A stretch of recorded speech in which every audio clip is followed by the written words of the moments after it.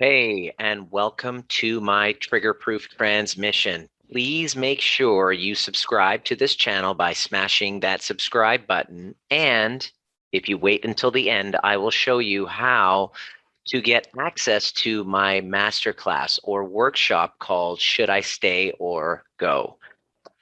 Powerful training that helps you make the 5 transitions required to know the answer to should I stay, should I go, and heal these repetitive patterns without years of counseling or psychotherapy.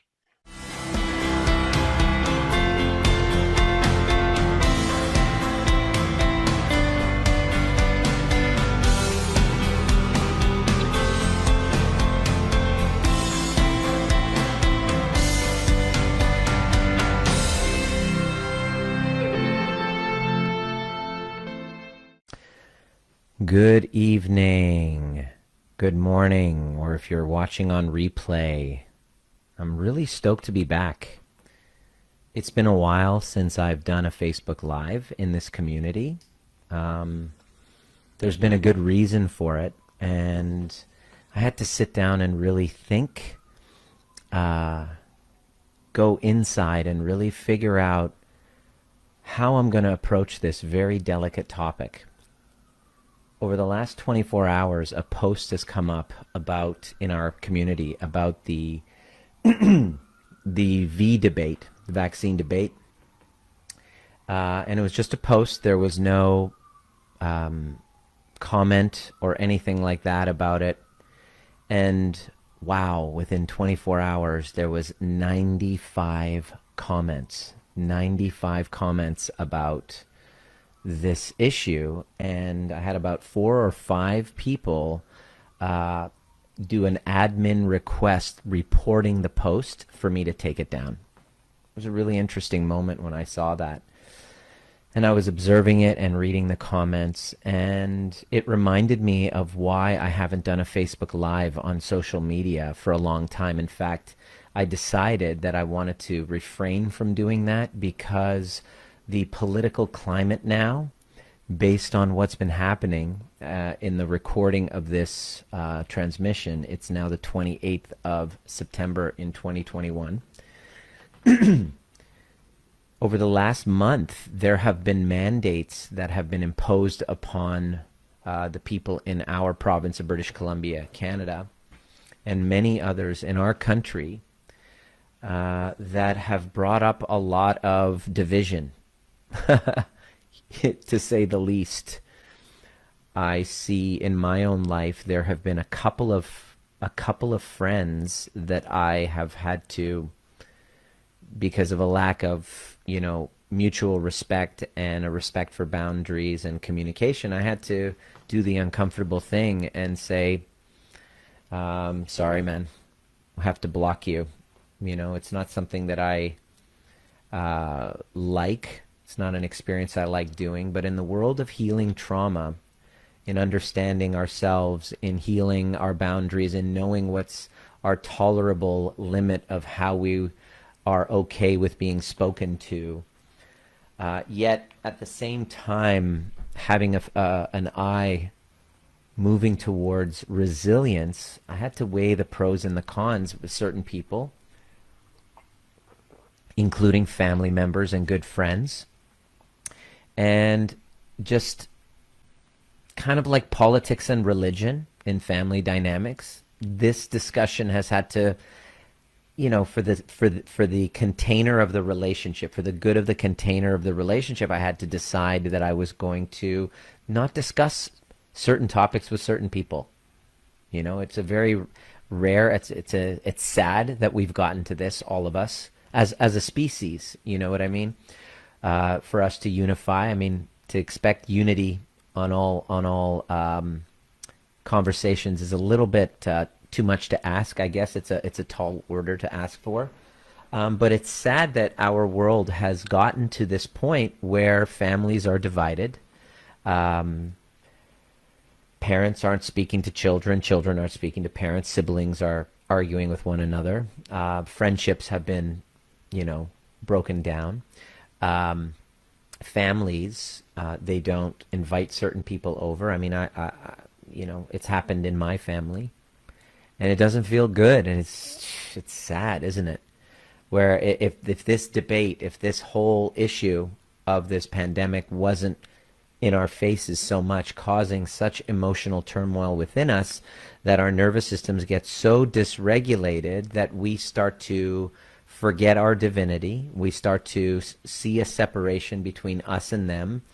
All of our traumas become activated. That's basically what COVID has done. It's kind of like a reset button for the entire planet, where all of our shit that we've been kind of suppressing all of our lives start to bubble to the surface, and our relationships, our emotional well-being, our resiliency internally and within our relationships is being put to the test. So the reason why you're here having this conversation in my universe, whether you're watching a replay on YouTube, you've subscribed to my email list, and you're digesting my content on social media, you're in my universe for a reason. And the cool part about this is, if you don't like what you see and this content doesn't provide you anything valuable, or it offends you and you're not willing to lean into the discomfort and engage in a conversation that's more of a functional adult type of relationship, because you've gotten knocked back into your wound, then I really welcome you to just one or two buttons: unsubscribe, click, ban, hide, and I am banished. This is the beauty of social media. Yeah, there's a lot of crap in there, but there's some gold. There are people that we can, teachers that we can learn from, that are inspiring, that instead of kind of using social media to escape from reality, using social media to numb and distract ourselves, social media can actually be used to awaken. That's my intent. My intent is to use social media, this platform that we have, with a microphone and a camera to speak into, to share a very important message. And the message that all I care about is healing. Okay? This conversation that you're engaged in right now is about healing. And we can't talk about healing without talking about our past and our past traumas. And so how I ended up in this conversation, here I am in my home office / guest bedroom in my little 2-bedroom apartment.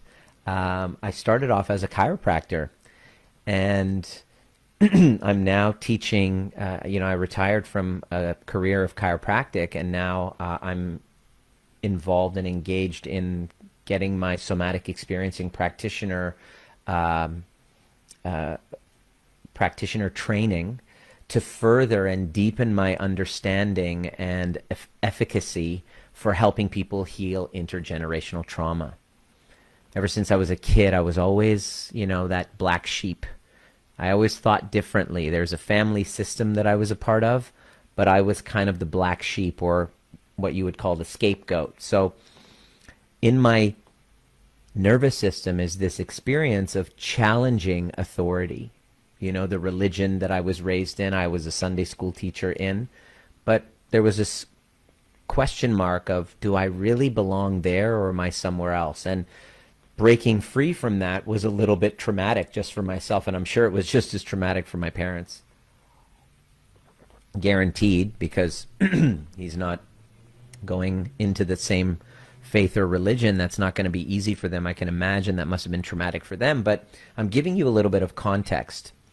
And I became a chiropractor, and when I first started practice in 2002 in Maple Ridge, British Columbia, Canada, about 80% of my patients came in, back pain, neck pain, headaches.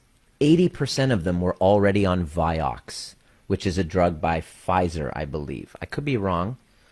I could have brain fart, totally forget, but correct me if I'm wrong. If I'm incorrect, please feel free to correct me.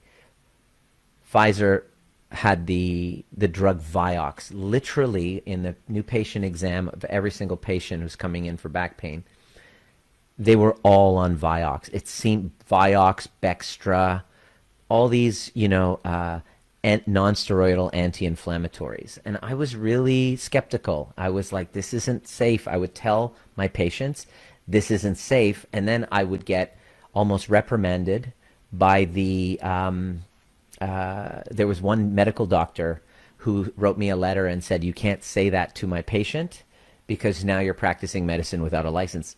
My hands are tied. He's right. Because I'm looking at the stats, I'm looking at the results, I'm looking at what people are on and the doses they're on, and I know that in my heart that it's not safe, but I have a government restriction preventing me from telling my patient that it's not a great idea for them to do that. It's not a great idea to take these pills. Almost got a letter from the board. I had a call from the board of chiropractors saying, don't talk to them about it. It's out of, your league. Merck, okay, Vioxx, perfect. Yeah, so it's Merck, not Pfizer. Okay, great. So yeah, absolutely. And the thing is that when I was speaking up about it, I was called a conspiracy theorist. I was like, this isn't right. We should question it. I was called conspiracy theorist. I was called all sorts of names. And lo and behold, because of all of the deaths that were resulting from that, then Merck, as Lorelei has so lovely contributed, they voluntarily pulled off the market. Okay, great. So they pulled it off the market. And there's a lot of statistics on how many are, I'm not sure, I will find the exact number there and drop it in, how many FDA-approved drugs are pulled off the market later on because they're found to be harmful. So this is the reason why I'm telling you this. The reason why I'm telling you this is just to help you understand the context. And each and every year, patients would come in. Sometimes they would cancel because of the flu, and we would always tell them the same thing. This was kind of like the philosophy that I have about health and well-being, and the one that I live with, and we would watch with our patients, is that with a healthy nervous system, your body knows what to do. If you have the flu, people were like, "No, I got to cancel. I have the flu," and we would always say, "Come on in. If you have a cold, it's all good." That's when you need a chiropractic adjustment the most. I know if you're listening to this, it might trigger you because it might sound absolutely insane, especially depending on your degree of health anxiety. All right, I'm going to get to the conversation a little bit deeper when we talk about trauma, but that's how I lived. I never missed a single day in my practice because I was sick. I just have a different philosophy of what creates health and sickness, and I realize not everybody does. And there's some people that feel a greater sense of safety in more medicine. All right? And that's cultural as well. This perception that taking something, going to a doctor, taking something, that care that we get, and it has you feeling safer. What I know now about the polyvagal theory, if you get the shot or you get a whatever and it makes you feel safer, that plays a huge impact on your nervous system based on the polyvagal theory, is that bringing your body into a sense of safety is what creates healing. Now, here's the conundrum. What you perceive to be safe is not what I perceive to be safe is not necessarily what you perceive to be safe. And what you perceive to be safe and unsafe is dependent on the information that you're receiving. And so the information that I'm receiving and the circles that I'm in that are a little bit skeptical of the unholy union between drug companies and the government and policy, and seeing it again and again and again, there's a concerning, a significant part of the population who has felt through the medical system a sense of gaslighting, a sense of not feeling seen and heard, of being traumatized, mental health. A lot of people with mental health issues going to medical doctors expressing their symptoms to doctors that aren't actually trained in trauma and not trauma informed often creates a sense of invalidation and re-traumatization of the patient. So to give you some context, the context that I'm coming from comes from a background that isn't just jumps whenever the medical system says how high whenever the medical system says jump, and has a little bit of a skeptical point of view. And I wouldn't consider myself a conspiracy theorist, although many people might say that. I mean, people love throwing labels around. That's part of the gaslighting of the system. I've been called that before because I was questioning, the status quo and going, listen, wait, what? Even though right now, among scientists, there is no real consensus among scientists. Scientists, right? And there's a narrative that's happening. And if you're not repeating that narrative, immediately you are shadow banned, you are diagnosed and labeled as a flat earther, Trump supporting, Capitol storming conspiracy theorist, right? And so that's becoming very concerning in the scientific community. Intelligent people, PhDs, MDs, specialists, who just by asking questions and questioning the validity of certain things are becoming silenced, are not having their views even listened to, being banned. And so now we've created this culture where there is a significant part of the population, I would say 25 to 30% is significant part of the population, who has a different view and context of health and healing, has a different view and context of that unholy union between the government and drug companies and policy and who owns all of it. And just, it's not a conspiracy, it's fact. And so what happens is, when rollouts start happening and mandates start happening, these are the times that are most important, I believe, for all of us to be able to have a voice and to feel seen and heard. Because every single human being coming into this pandemic is coming from their own somatic experience of it. They're bringing in all of their own woundings, all of their own traumas. And so what's happening is, when we have a significant portion of the population who are silenced, who are losing their jobs, who are being mandated to have medical interventions done to their body, okay, and they're hesitant because they're not sure, or it goes against their philosophy. Immediately, because of the narratives going on, scapegoating, because of fear, immediately we have a division, and it's almost like a civil war happening. And one of the classic kind of playbook in tyrancy, with tyrants, if you look back in history, is creating this division, using fear to mobilize populations and justify the removals of freedoms.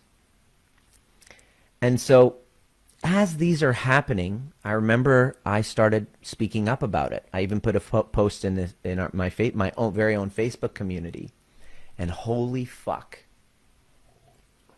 it was a concern, because speaking from a place of trauma, where as a Baha'i growing up in Iran, which is a minority, I've had oppression in my nervous system.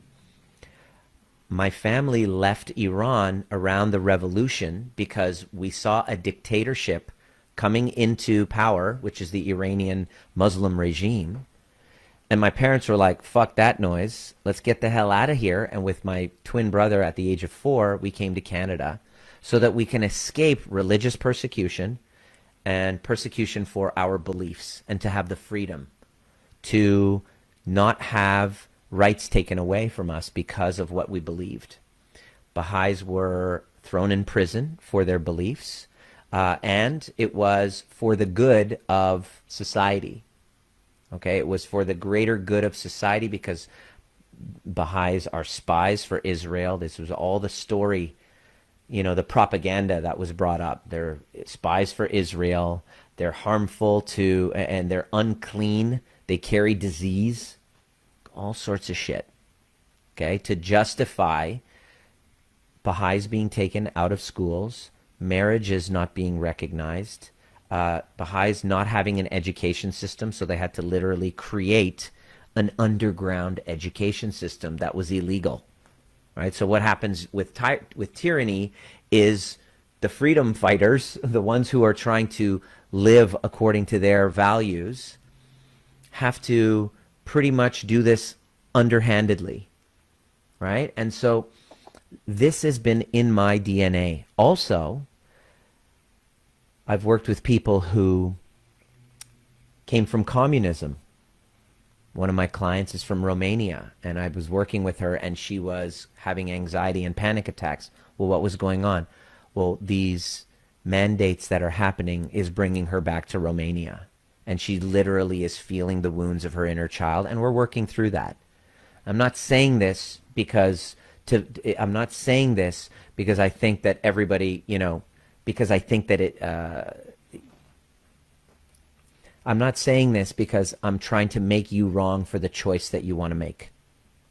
Not at all.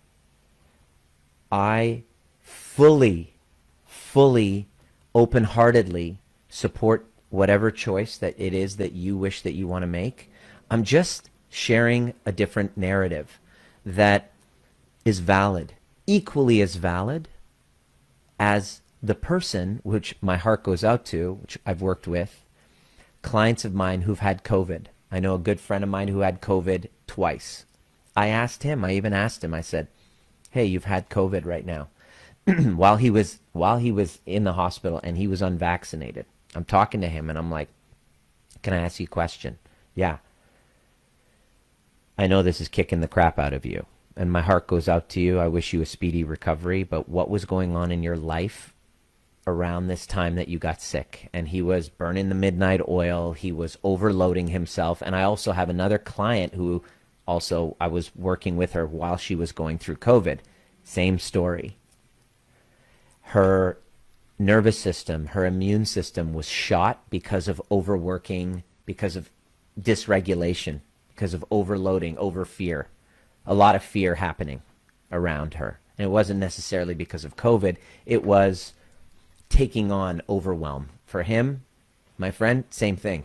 He was overwhelmed with work. Working, 18-hour days, 5 days a week, like rescuing his clients. So the way that you're responding to what's happening with the mandates has very little to do, and your opinion of the people who are on the other side of the fence have very little to do with what you're seeing right now. Everything throughout this pandemic is a past that's unresolved right in your face.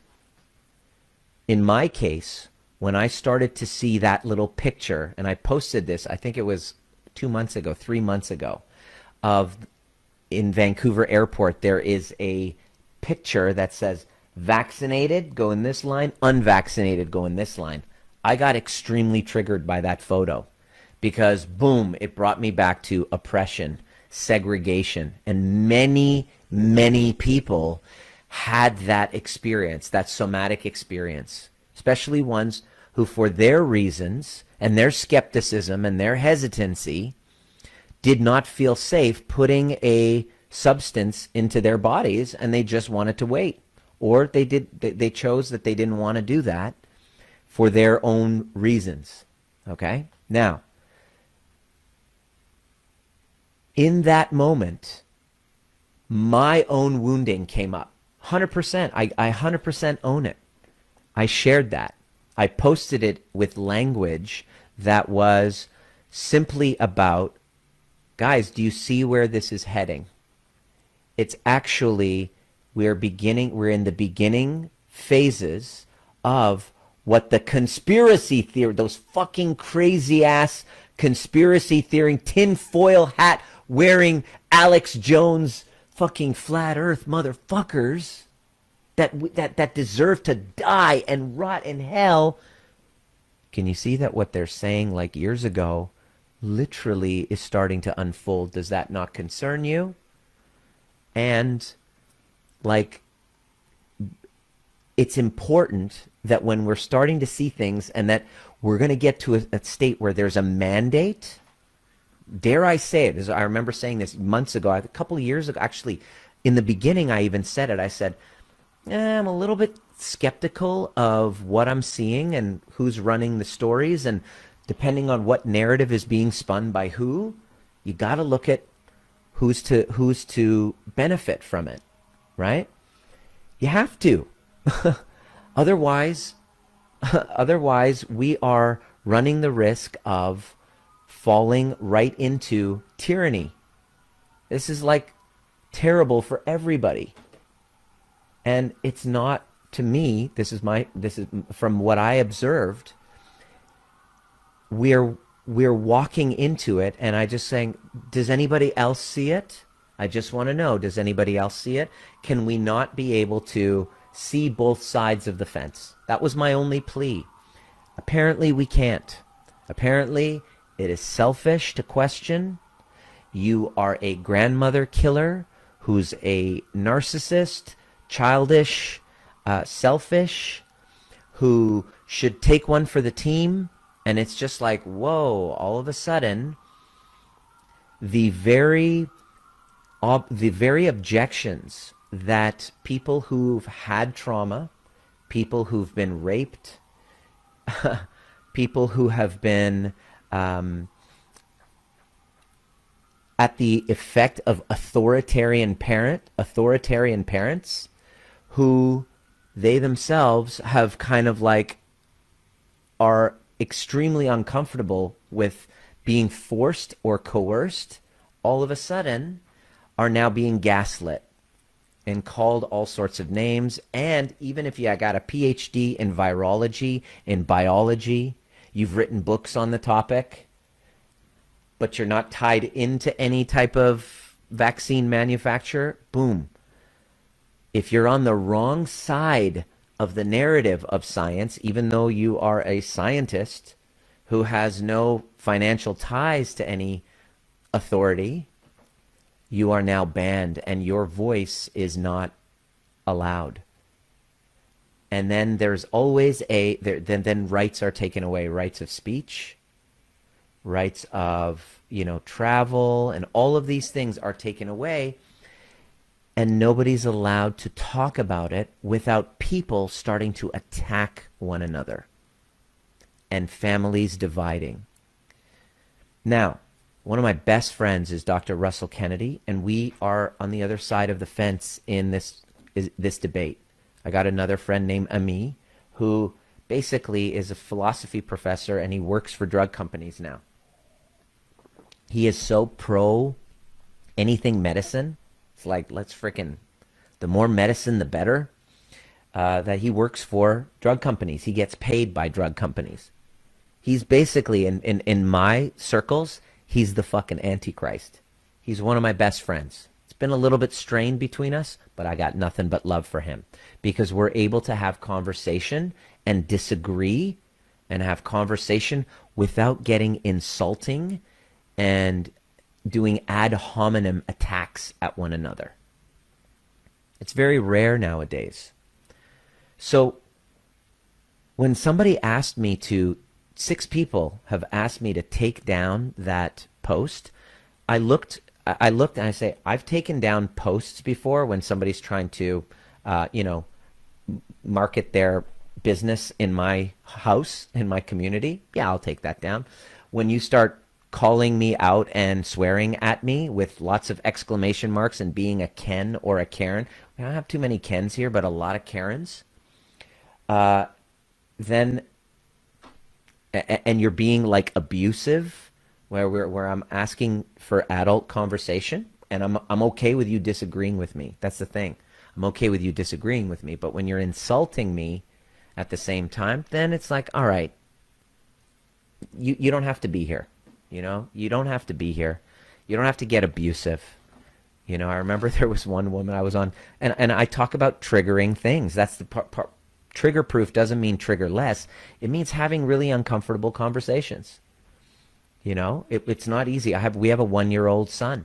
My wife and I, it doesn't feel good for us to sit down and talk about how this baby has now gotten into our lives and fucked with our intimacy, and both of us sometimes don't feel like we're getting our needs met. It's not a comfortable conversation.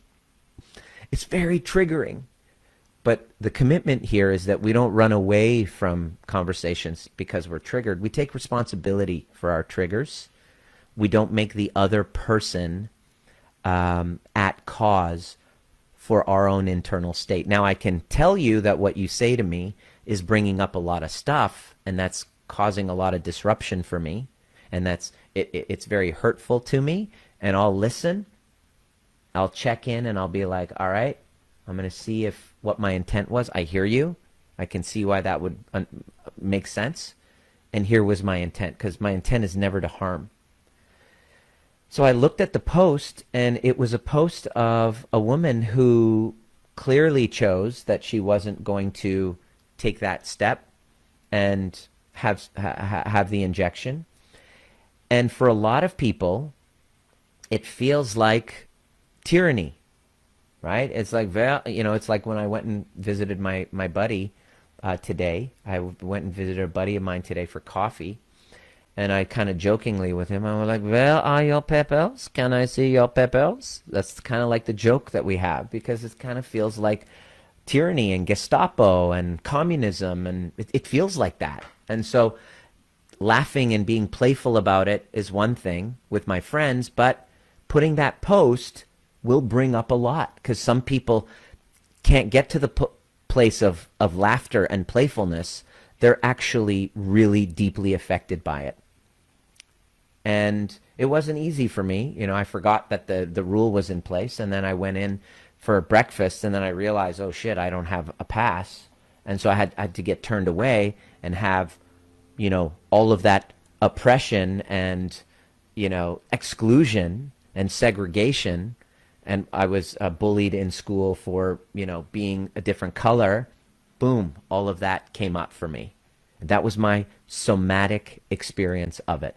And I want to create a space where people who are having emotions about their experience throughout this pandemic to feel safe enough to express what that is, as long as they are not cutting down somebody else. So I looked at that post and I was like, there was no personal attacks on anyone except the very liberal people in the post who were being attacking and saying, take this down at once. It's like, okay, why? Because it triggered you? Because it's racist? Oh, because it's anti-Semitic. So I looked up the translation of anti-Semitic, okay? And which, by the way, I wouldn't be saying this if I didn't check with many of my Jewish friends who were like, yeah, my mom was in the Holocaust. Clients of mine, Jewish, my mom was in the Holocaust, and this feels very much like that. And I've spoken to many. So it's not all Jews have one perspective on it. It's divided. And yes, mad love and respect to those Jews who chose to get the vaccine, who chose it, and felt very offended by that comparison, and felt very hurt. I hear you. We hear you. It must feel really horrible to think that we're comparing something that's there to protect the public under that context. Wow, of course how horrible to feel. If your context, if your assumption is that it's done to protect the public, of course that would feel invalidating, right? Under that guideline, yes. And here's the crazy part about life and reality and humanity.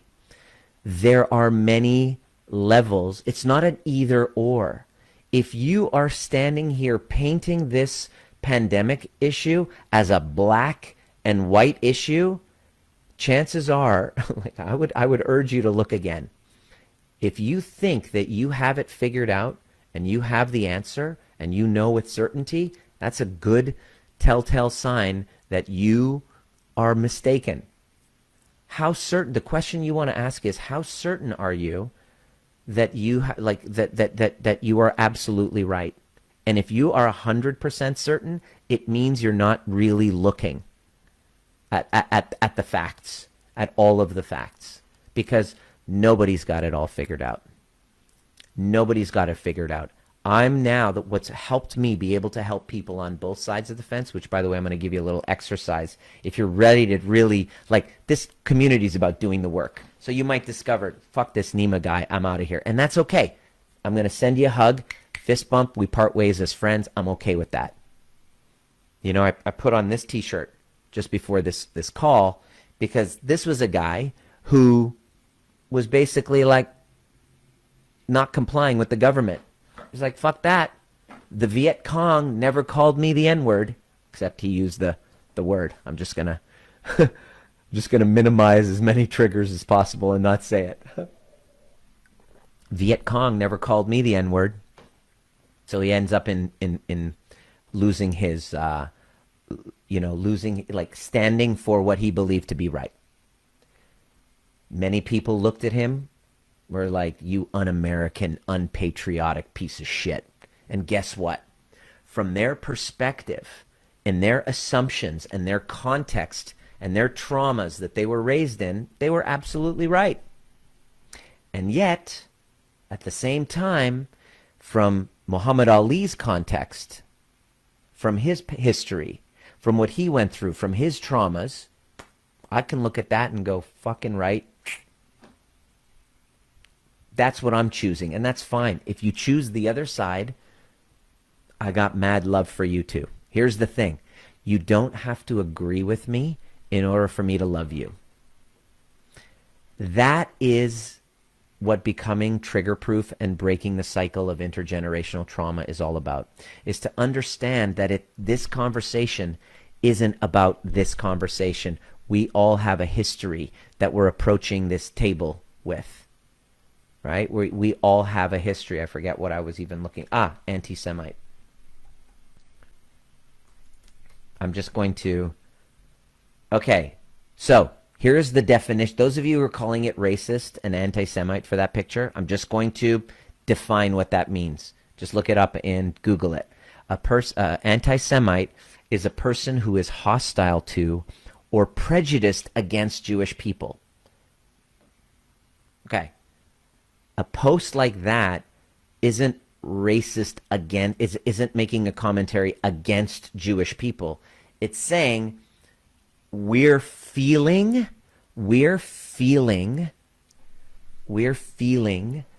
excluded, we're feeling ostracized and segregated in what appears to be a slippery slope with information and a narrative that most of us are being fed, by companies. This isn't conspiracy theory, it's fact, by companies that are conglomerating together, slowly, progressively removing the freedom. It's now kind of like a technocratic, it's not like a fascist kind of dictatorship like Nazi Germany. We've advanced. It's kind of different now. It's a different era, but it's a similar feeling to certain people. And the comment and the post was brought up because somebody felt that way. Now, I agree. I can see, and what's ironic is the person that view is polarizingly opposite to her daughter. and clearly there's some disunity going on because of this, right? And so I wanted to come up with a solution. I want to come up with a solution, and I'm proposing something for you. However triggering this conversation is, this could be my very last transmission that you ever see of me, because you've banished yourself from my universe. Okay, that's okay with me. You know, it's taken me a while to get here. I had to think about it a little bit. And then I said, you know what? If you're unable to have a window of tolerance, healing trauma is about expanding our window of tolerance. And here's how it looks. You get uncomfortable. And this is what we do with our clients. We teach them how to lean into the discomfort, to feel into it, and take responsibility inside of us what's happening before we respond.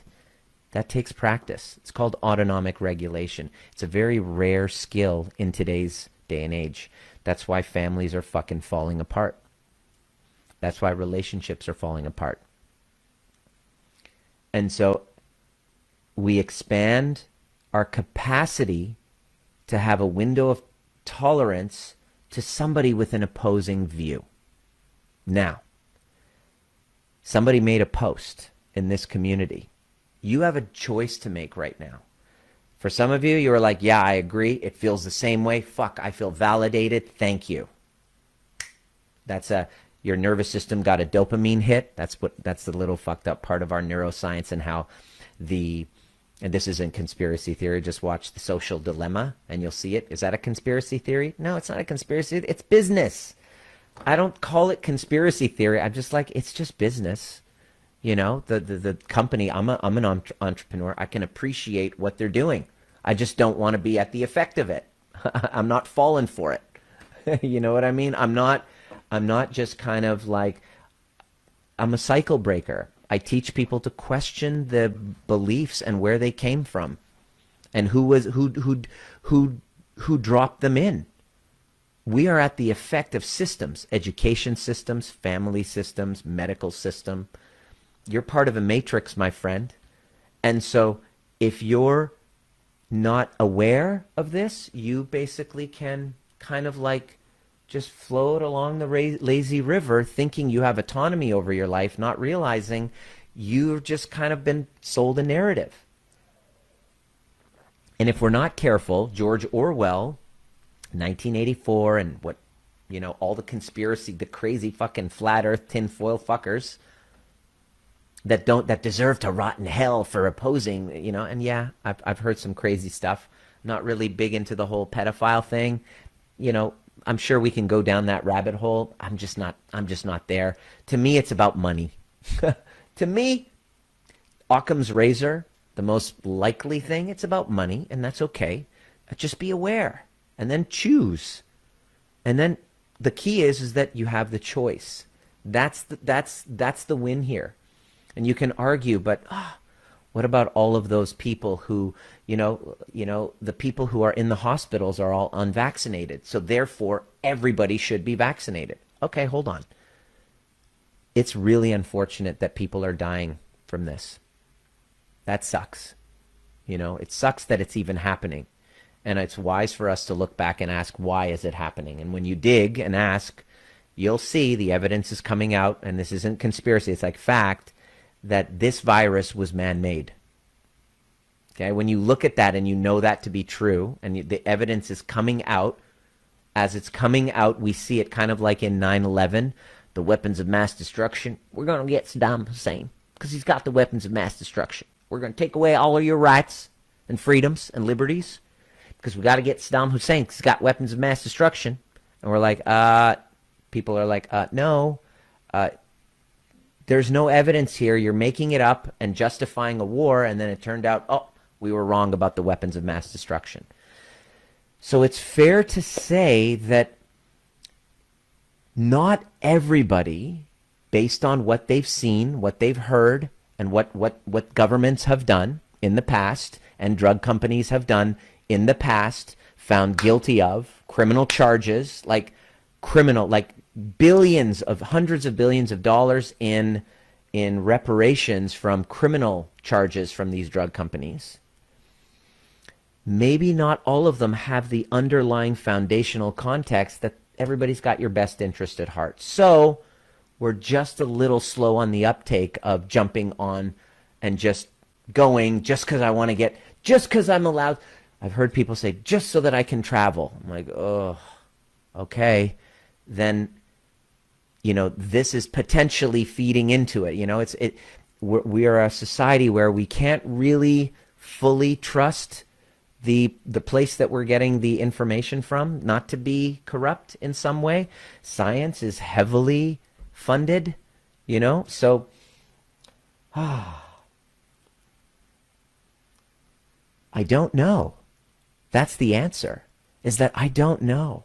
I don't have it all figured out. I don't have that certitude, that confidence in everything, in what I'm saying. I don't have that absolute certainty that you think that you're getting. This is a very deep, deep illusion of security and certainty that does not exist, that it's just an illusion. And our work is to be able to find connection with ourselves and follow our intuition. And many people with intuition, with their own traumas plus intuition, are making their decision to not do it. And you know what? My position is, you're free to do whatever it is that you want to do, and you are responsible as long as you're willing to accept the consequences. So if the person chooses not to get it, not to get the vaccine, and they happen to be hospitalized and they die, that's very unfortunate. Very unfortunate. And that is a choice that they are free to make.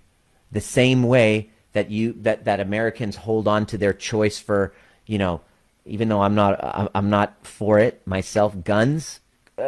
Like I don't know, I'm Canadian, but you know what? I'm not here to take away anybody's right or freedom. If that's what you want to do, okay, just let me do what I want to do, right? And so it's a very, very difficult conversation. And here's the thing, if you feel that you're going to be safer by taking it, I'm 100%, I support you. 100%. Family members of mine, my buddy who went, it was really interesting. He asked me if I got vaccinated. I said, no, I'm just going to wait. I'm not really sure if this is right for me. Natural immunity and my own beliefs. And he said, I decided to get it. I said, okay, that's cool.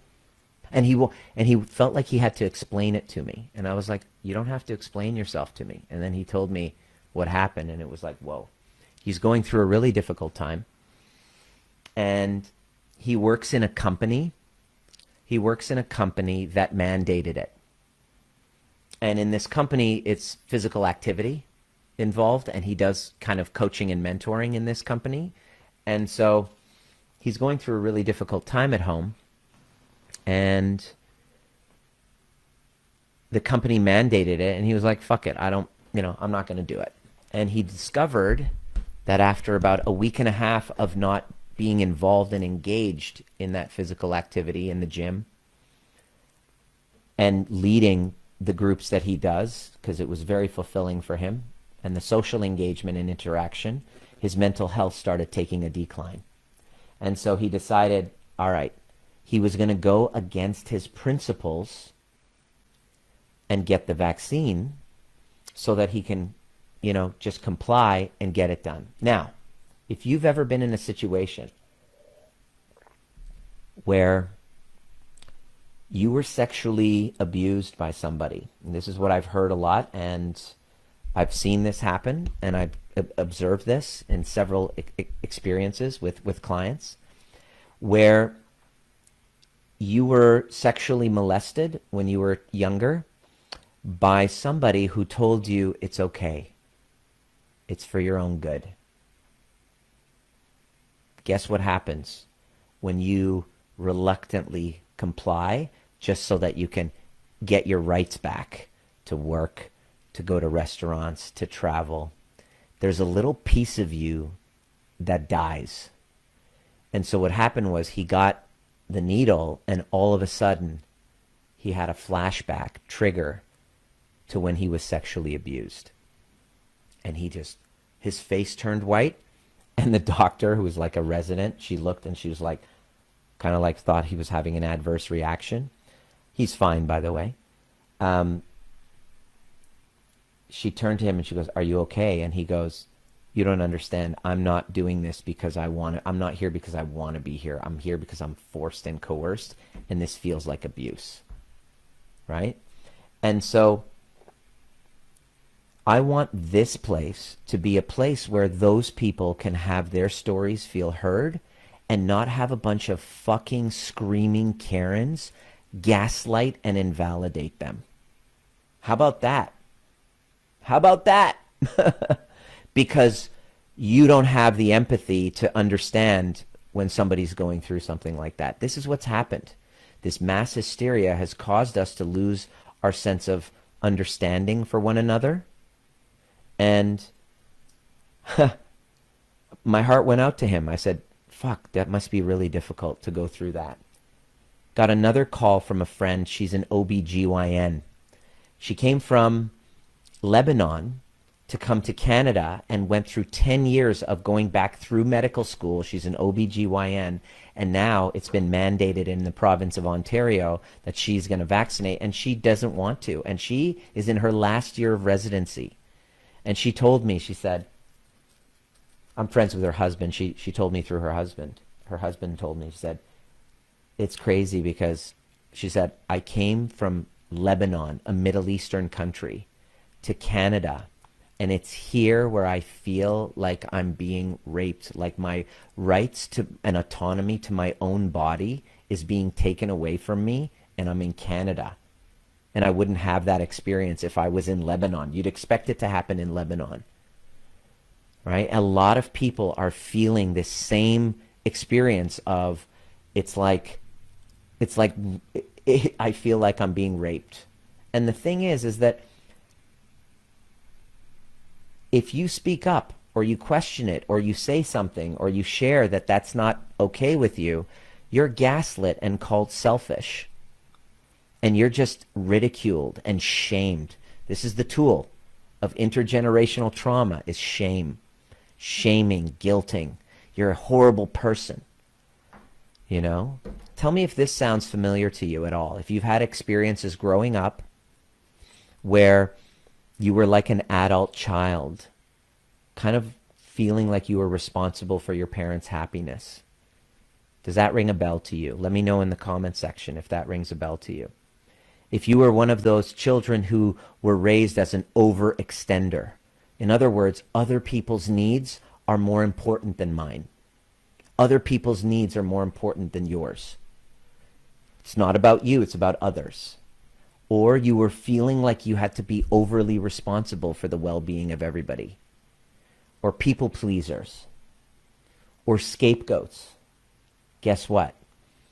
You're experiencing that through this COVID pandemic. And if you voice your displeasure, maybe you're not even connected to it, but you're shamed for it. And there's a general consensus of a lack of empathy for somebody who disagrees with us. And I'm going to explain why in a moment. But I want to start the conversation and have the conversation that's uncomfortable. And many of you were triggered by this and wanted that post removed. And I'm going to invite you with one click of the button to remove yourself from this community if you don't have the capacity. Your window of, I wouldn't blame you. It means your window of tolerance at this time in your healing journey, because we're all on a healing journey, at this time your window of tolerance is unable to tolerate an opinion that isn't exactly like yours. And that is the result of trauma. Ironically, exactly why you need to be in this community is the very reason why you probably will want to leave. And that's okay. I've learned how to release and surrender. That's part of the work. And set boundaries and speak your truth, even though your voice shakes, even though people won't like you and you'll lose people. That's why I haven't done a Facebook post in the last month, really.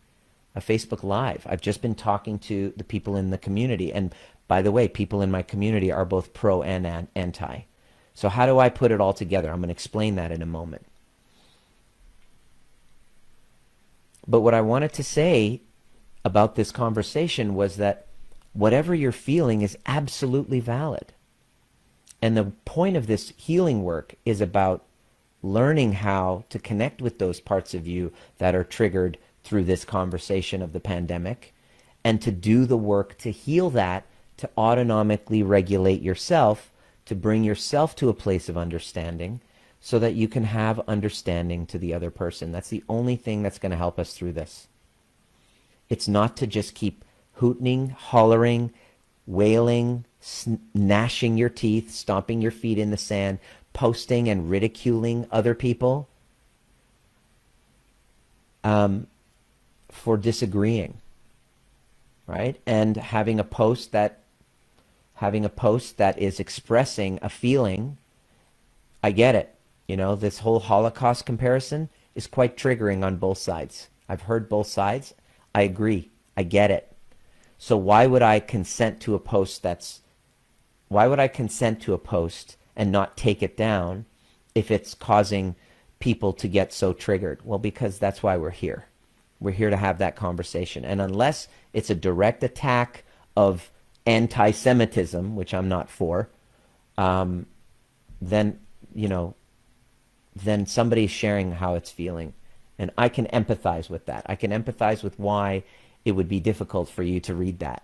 Because nobody wants to, because there's a cognitive dissonance here if you got the vaccine. Nobody wants to take that shot thinking that they're part of a global tyranny going on. Nobody wants to think that, right? And God forbid, right? Well, that's what we're all saying. The funny thing is we all want the same thing. We all want to be able to feel safe in our bodies. We all want, we want this pandemic to die. And we all have our own ideas, and the science is very divided. This is the key. The science is very divided on what that's going to take to actually do it. Like, not stupid people who are uneducated either. So this community will be a community where people can share their views, and we don't have to agree, because there is no utopia where we all agree, but we got to learn how to empathize and respect for one another. I have empathy towards people who have had COVID. My friends, it's horrible. What a tragedy. And we all really would be wise to be asking, where did this come from and why? And go maybe and really go down the rabbit hole and study the history of why. From multiple sources, not from an echo chamber. If we are not, especially for conversations that are mandating and forcing at the threat of losing your occupation, we're wise to question the science. That's the science. It's not settled. It's to be questioned. That is the nature of science. It's a process, which means questioning the hypothesis, not silencing anybody who questions it. So those of you who asked me to take down that post, I would be contributing to what I'm here to break that cycle. It wouldn't be congruent for me. And so if that doesn't work for you, I'm okay with that. But if you're willing to hear something different, I'm about to tell you right now. I'm going to basically sum it all up. If you're still around and you're still interested, that's great. If you've clicked off, peace out. I mean, you don't need to do an exit speech, but people do love dropping in their exit speech. If you need attention, go ahead and do an exit speech. That's okay. People just do that exit speech, and then rather than sitting and waiting and kind of conversing, they'll drop an exit speech, drop that hammer, and then remove themselves from the group valiantly. If you need attention, please go ahead and do that. If it's abusive towards somebody, I'll probably remove it. I will remove it. If there was a couple that are kind of like teetering, but I don't really have the energy to babysit, So I'm just going to come out and say it. And if you want to be part of an adult conversation that welcomes both sides and is open to both sides without invalidating the other person, then you're in the right place. If you are convinced that you're right and other people are wrong and they should burn in hell and they're about a bunch of selfish ninnies for not agreeing with you and reading the same stuff you did and watching the same news that you do, then you're not in the right place. And that's okay. I lost a client out of this, and I look back and I'm like, thank God. It was the best departure, because literally the next day a dream client came in that person's place. And you know, it goes to show you that so many people are not speaking out, and that's what happens when tyranny comes in, is because people don't speak out. So having freedom of speech and being able to have adult dialogue with people that you disagree with is actually a very healthy thing. It's a sign of maturity. So if you want to stay and engage in that, I welcome you. If you can't, I have no ill will against you. There's a button or two and you're gone from ever having to hear this drivel again, even though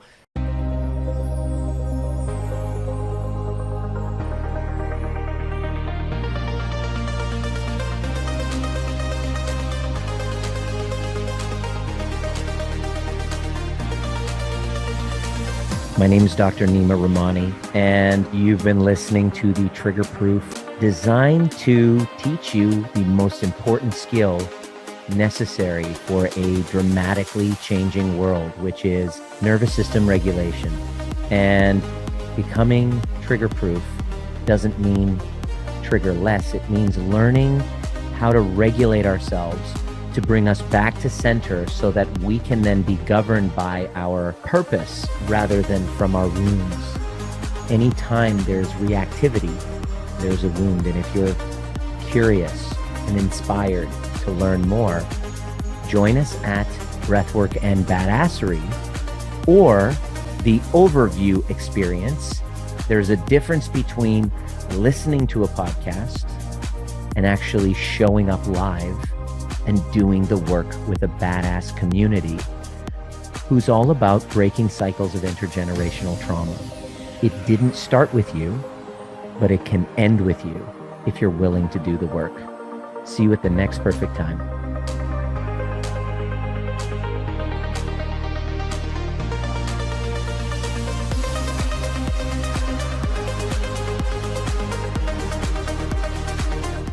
Outside of the vaccine conversation, you'd probably get some fucking gold nuggets from this stuff, because I'm about to share with you how I propose that we solve this problem.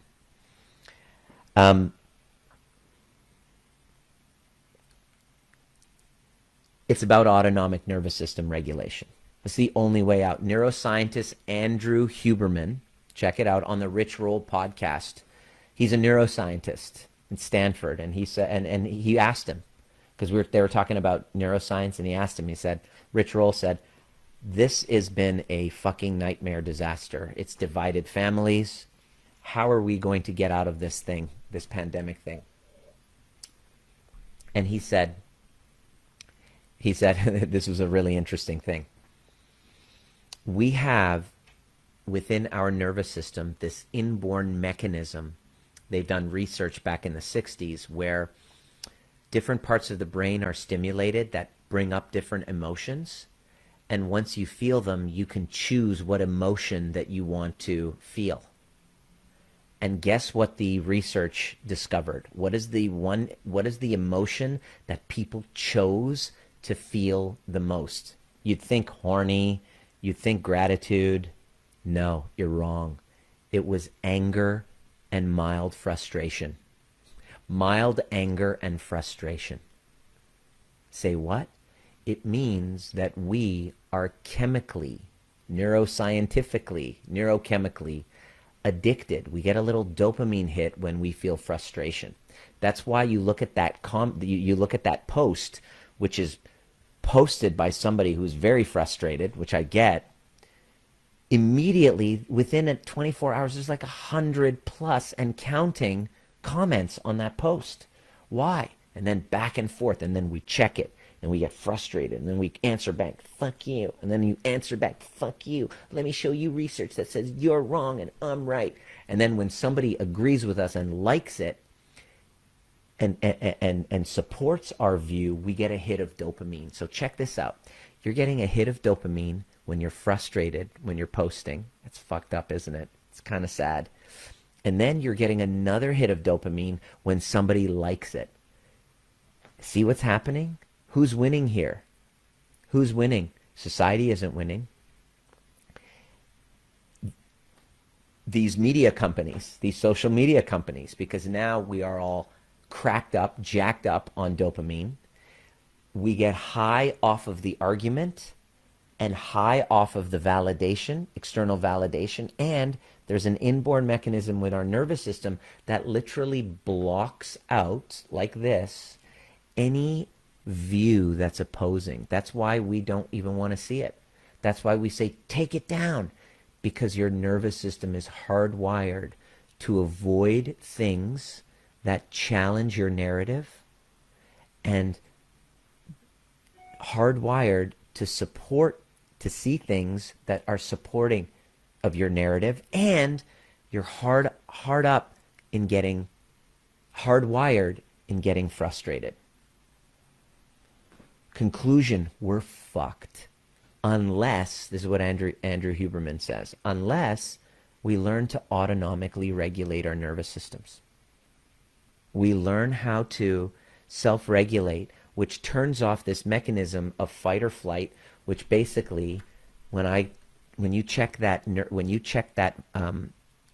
thread that you saw the other day, yesterday, you're now angry, your nervous system is triggered, you're now in sympathetic fight or flight. So now you're seeing me through this lens. So if I have an opposing view, I'm not safe, I've lost my humanity, I am now evil, I'm out to get you, and now you're not safe. And the person in front of you right here in your lens, in your field of vision, is the reason. It's outside of you. Outside of you is what's responsible for what's happening inside of you. And you must destroy the outside so that you can feel safer inside. It's a scapegoat mechanism. We blame what's inside of us, outside of us, for what's happening inside, and we project it outward instead of looking at the projector. How to autonomically regulate is we got to do deep inner shadow work in order to get through this pandemic. This is what I teach with my community. We were on a group call, and I was fucking triggered by all of this. It was happening. The mandates were happening. I was feeling oppressed. I was feeling like a fucking tyrant. I was just like all of that oppression from my past. I posted in my own community. I lost clients over it. It was not comfortable. I sat down and I asked myself this question. I realized that I was in this situation, and what I was seeing outside of me was a reflection of myself, even though I didn't want to admit it. What triggers me about the other side is an unconscious reflection of parts of myself. I know that might be new to some of you, but that's what becoming trigger-proof is all about. It's about not trying to eliminate our triggers, but trying to increase our capacity and window of tolerance for experiencing them so that we can autonomically regulate and soothe ourselves and then show up as functional adults in society and relationships. That's how I created a secure relationship in my marriage, and we have conflict, we have difficult conversations, but we have them instead of burying them because our window of tolerance and triggers are so little. So I sat down and I asked myself the question, what is it that I'm judging in the other side that I'm fucking pissed off about? And it turned out there was tyrant, manipulative, and lying. That's what was coming up for me in what I was judging on the other side. I'm going to invite you to do that if you have the courage to do it. Shadow work is not for everyone because most people rather just blame the other, scapegoat the other, make the other person responsible, and we have a society of that going on. But most of us want to play the victim too. I was playing the victim. I was like, why can't I go to a restaurant? So I was playing victim to that. And I realized that I was. So I had to sit down and I asked myself the question, which is part of the overview method, by the way. I got this from my mentor, John DeMartini. I've integrated it with some of the other work that I've done. And this is what we teach our clients as they're going through divorce, as they're going through this fucking pandemic with people who disagree with them all around them, driving them insane on both sides of the fence. Okay, it's very interesting, right? I'm helping somebody who, I'm not a big fan of Trump, but I have clients that fucking love the shit out of him, and I'm helping them, and I have empathy for them, you know? And I'm able to be playful with them and make fun. We make fun of each other, right? Point being, how do I get to the point where you don't have to agree with me for me to love you? That's the only thing that's going to get us through, right? And you don't have to agree with me.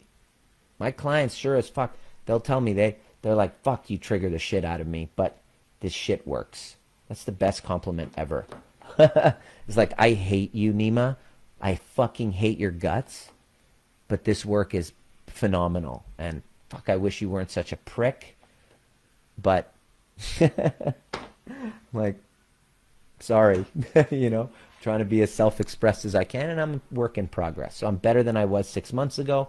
And I'm going to be better in 6 months and more refined with my methodology. And so I sat down and I asked myself, where was I a tyrant? What part of me is a tyrant, liar, manipulative? And I look back and I'm like, wow, when I was running my practice in Maple Ridge as a chiropractor, I was basically ruling with an iron fist. I was like, oof, okay. So what I'm judging in the invalidating, gaslighting, tyrant kind of other side was a shadow part of myself. Ouch. So then what I do, part of the methodology, is to go in and get an understanding of myself at that time. What was going on in my life at that time where I was feeling so like I had to be a tyrant, like I had to control and dominate and manipulate and suppress and repress and oppress other people, my workers, you know.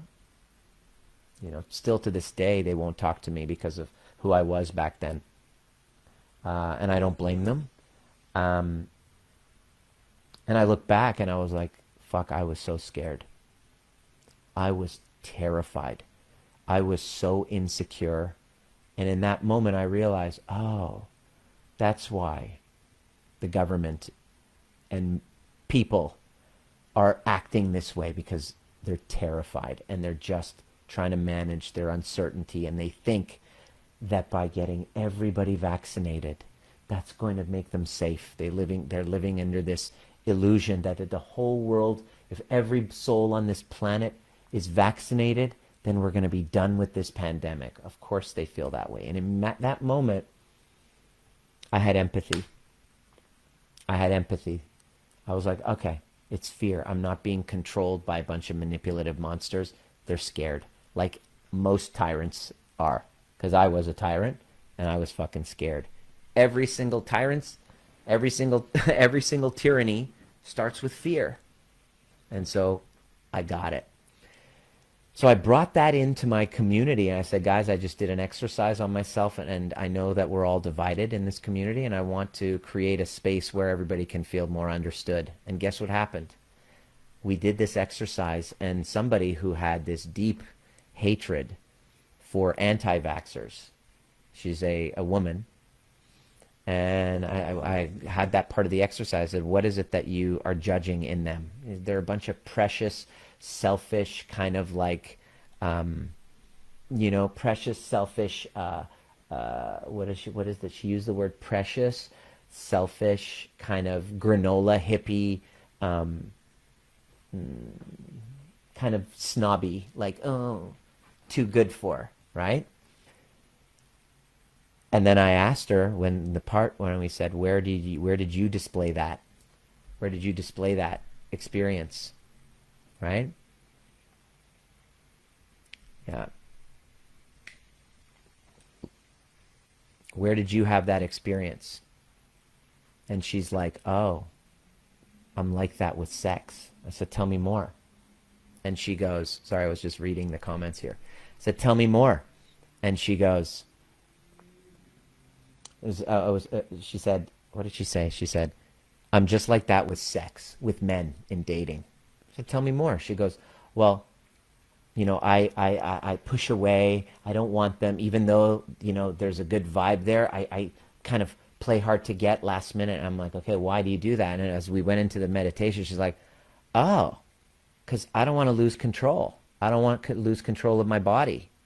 And she's like, oh, I get it. And I'm like, right? And she goes, yeah, you don't want to lose control of your rights to having things put in your body. I'm like, right. And she's like, oh, okay. I get it now. I have empathy. Now, my goal isn't to change your point of view. Please understand this. I'm not here to change your point of view to believing what I believe about this issue. That's private, that's personal, that's based on your journey, your philosophy of health, your philosophy of what's right and wrong for you. Okay, I'm just here to teach a lens about healing, a lens about understanding. And that completely shifted the dynamic in our community to those people who showed up, shifted the dynamic, the empathy shifted, and now the autonomic nervous system, which was all sympathetic nervous system, like fuck you to the other side, was shifted to understanding. And I just looked at the community and I was like, I'm so proud of you guys. You guys are cycle breakers. You're having the difficult conversation. You're taking ownership. You're learning how to understand the other side by looking at your own shadow that you're projecting on the other person. Look it up. Projection. The people you're judging on the other side that you have a deep fucking anger towards is parts of yourself. And unless we look at that and integrate that part of us, it will be divided within us. And if it's divided within us, it will be divided outside of us. And that's what's happening to society. And we're fucked. I spoke with Russ about it, and I said, this is my theory. And he says, you're right, but most of the population, he's a neuroscientist, most of the population won't do this work. They're going to be caught on the dopamine train, getting their hit from being angry and hostile towards others, speaking into an echo chamber of those that agree with them, and turning their back on and gaslighting anybody who has an opposing view and saying that their feelings are invalid. I'm proposing in this conversation a proposition for an answer, which is going inside first before reacting and learning how to autonomically regulate so that we can heal the divide within us. Because the conflict that I'm seeing outside of me is only a reflection of what's happening inside. So I'm very, very careful with what I pay attention to. And I used to read all of both sides. And there's compelling evidence on both sides. And now what I've realized is it's not an either or anymore to me. I see both sides. I understand you is what I'm trying to say. And I understand you if you don't have a window of tolerance to understand me. I have empathy towards that as well, which I'm welcoming you. Here, actually, there's the door. You're free to leave. One click of a button. You don't have to see this ugly mug again. So I just wanted to leave you with that. That's the first kind of me kind of coming out of my radio silence. I've just been focusing my energy on myself, my family, my tribe, and my community on both sides of the fence, and keeping my heart open. And part of that is not watching the news, not watching the mainstream media news. Every time you're watching it, just realize you're watching an advertisement. That's it. If you're watching the news, go ahead. Just realize you're watching an advertisement. It's a fact. How do I know? Because I've advertised in the newspapers. I've been a sponsor. I've worked with journalists. And I'm not judging it as wrong. It's capitalism. It's about money. Okay?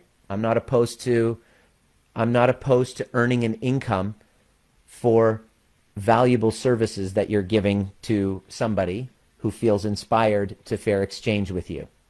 Okay? But I'm careful at who's paying for this. If we don't ask those questions, then we are walking into blindly trust. I trust what it says on the news. I trust what my doctor says. Why don't you look at all perspectives and be open instead of closing your mind? This community is about listening rather than silencing. Unless you're trying to be really specifically abusive towards somebody, which is ironic from the liberal people. Liberal means open to all ideas. It seems like the more liberal you are, and I'm not definitely wouldn't consider myself I'm conservative in certain things. I'm liberal for other things. I'm not a political, I'm not a religious type of person. I'm interested in what pertains to healing. And I'm interested in challenging the systems. As a scapegoat myself, going through oppression, being a chiropractor, being in a minority, I'm kind of skeptical of authority. And I think that's healthy. And that's what this conversation is about. It's not about being triggerless. It's about being trigger-proof. And I wanted to leave you with a story just to give you some empathy. I went up the Grouse Grind, which is it's a 1 kilometer. Took me an hour and 20 minutes. Kind of haven't been gone in a long time. I usually could do it in under an hour. But imagine an hour of like a nice steep climb through beautiful nature. If you've ever done the Grouse Grind, let me know. I did the Grouse Grind with a friend who was, he's not a conspiracy theorist. I wouldn't consider him a conspiracy theorist, but he was anti-mask, anti-vax.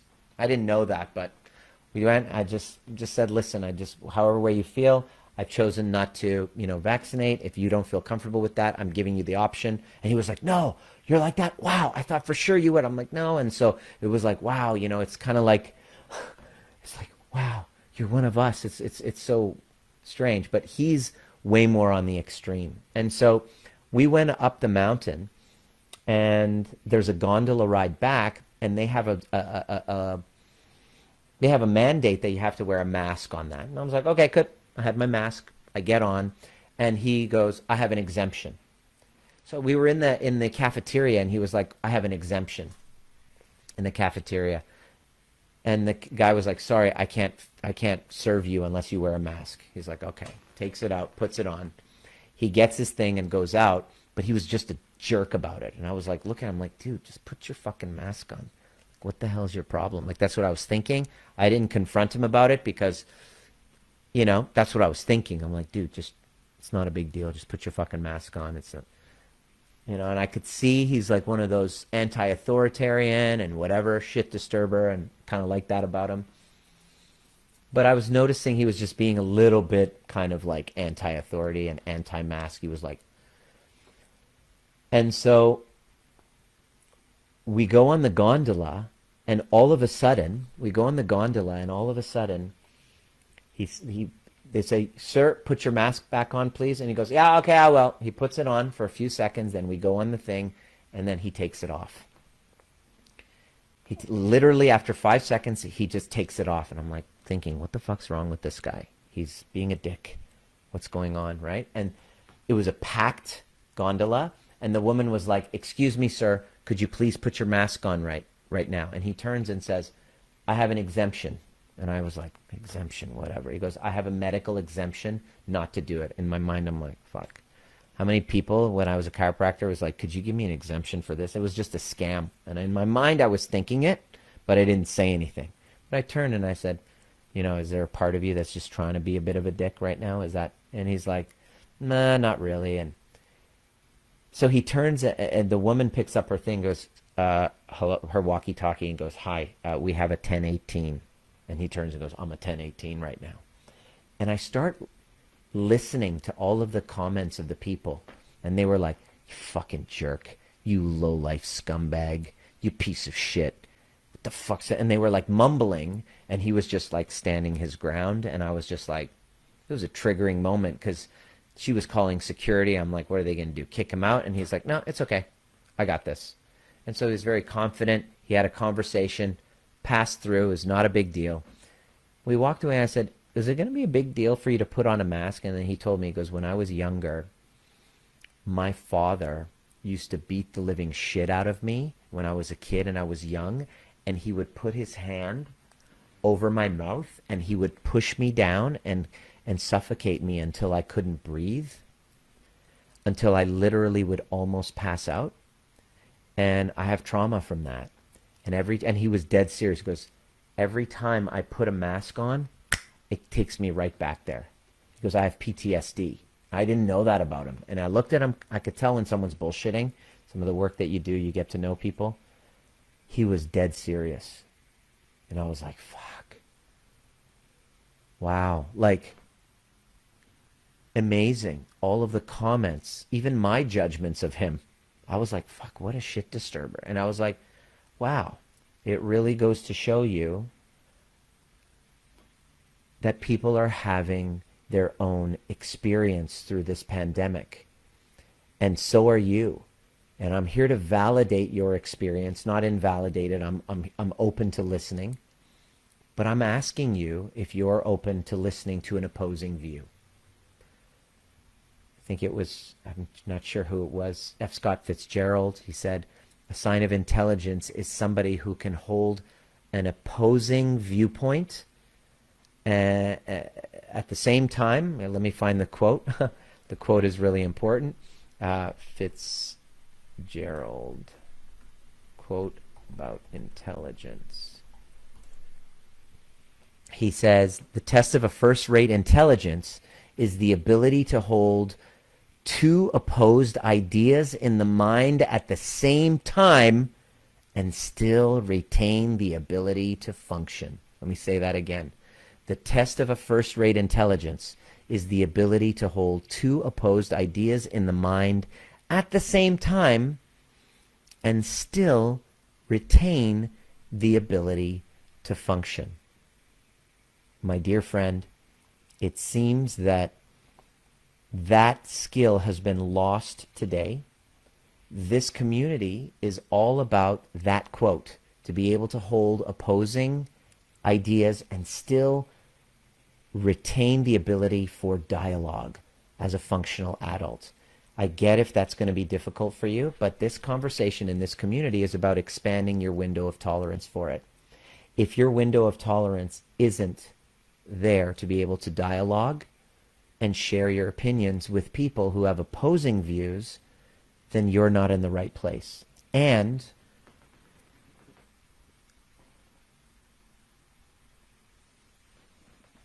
there's one or two clicks to walk out of that proverbial door where you don't have to be part of the conversation again. The goal of this transmission was to share with you the context of why I'm here, how I'm here. If you want to go back and rewatch it, I do encourage you, or re-listen.